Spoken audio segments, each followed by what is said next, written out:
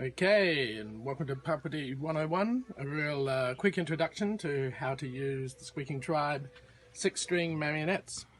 We've got a little fella here. Yes, we do. Hey.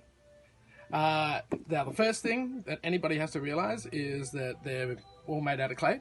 So each of these clay pieces, the head, the hands, the feet, and there's a little clay body in there as well, they're all going to act like weights or balances. So the most important thing is to make sure your pup's got a firm surface that he can stand on, or she. With that firm surface, these 2 feet become anchor points. From that anchor point, the basic cross piece will now start to work like a pair of axes. So the smaller part of the cross piece here are the 2 head strings, one at the front of the head, one at the back of the head. So moving one back to lift their head up and one forwards. Now any movement you do with the puppet can be done quickly or slowly, and different things are going to happen. So one of the things I like to do is I like to keep one finger. See how I'm holding that there? I've got all the movements I need with just a couple of fingers and a thumb, which means this finger here, my ring finger, can sit on the back of that head string. So this is kind of my bass string. This is where I use as my talking string. If the puppet needs to talk, I'm not even moving the cross piece now, I'm just giving a little jiggle on the back there. And you can, like I said, do that slowly or quickly. Different things will start to happen. So even slowly you're getting quite an evocative movement, and I'm not doing much more but getting used to the weight and the center of the movement of the puppet. So from that point, the larger part of the cross piece here, you're looking at the hands on the outside and the legs in the middle. So the legs themselves, once you lift one side up, you see that head string now, the piece here is becoming an axis point. So I'm lifting one side up, and I can put that foot forwards, or pretty much by lifting it, moving it. It goes from being an anchor to being floating. So I can actually lift and move that anywhere I like.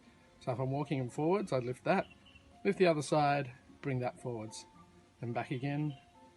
A little bit of practice, you can get them to do it backwards. I'm not concentrating too much on what the rest of the puppet's doing this, I'm just concentrating on his walking. Now, sitting him down, closer to the ground.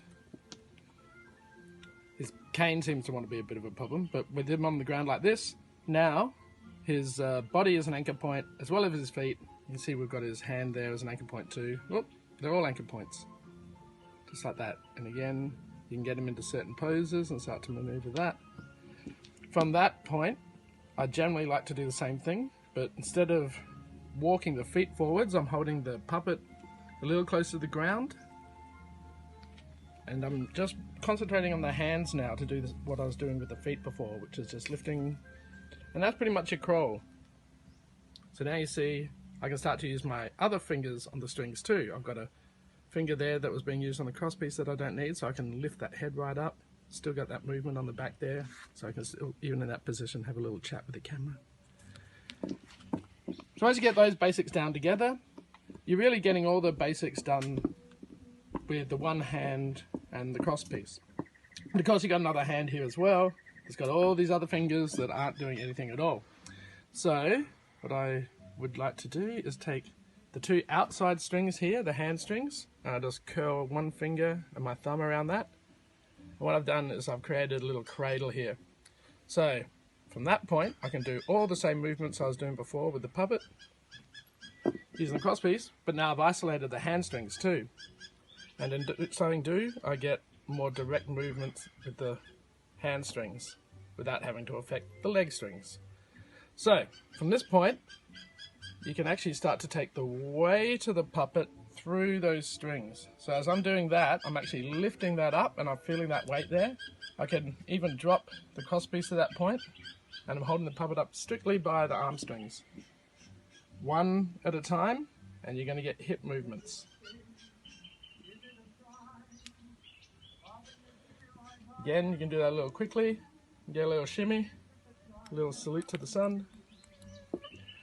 And then other things, just honestly, just playing around with different strings and different effects. I've got a thumb here that's not doing anything, so I can scoop up one of those leg strings inside, pull him up into my little flying crane karate move, and just by lifting him off the ground, and get it with our hop, or we can come forwards again I'm going to release his leg string now, and if I pull him back, I've got the splits. One leg forward, one leg back, and the hands are up. Again, give a little bit of a shimmy, keep that life rolling.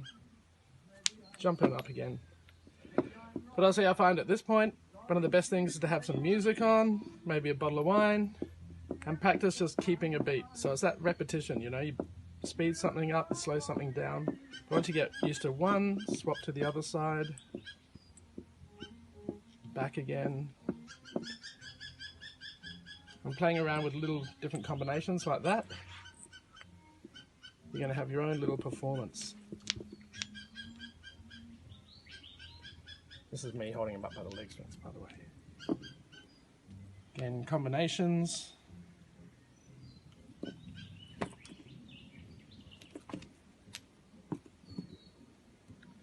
So don't worry about those strings getting crossed or tangled. The worst thing that might happen is you might get a string that flips up and over another one. The more ambitious you get, the likelier that's going to happen. But with a little bit of practice and learning to feel the strings and feel the movements of the puppet, you're on your way to becoming a real puppeteer.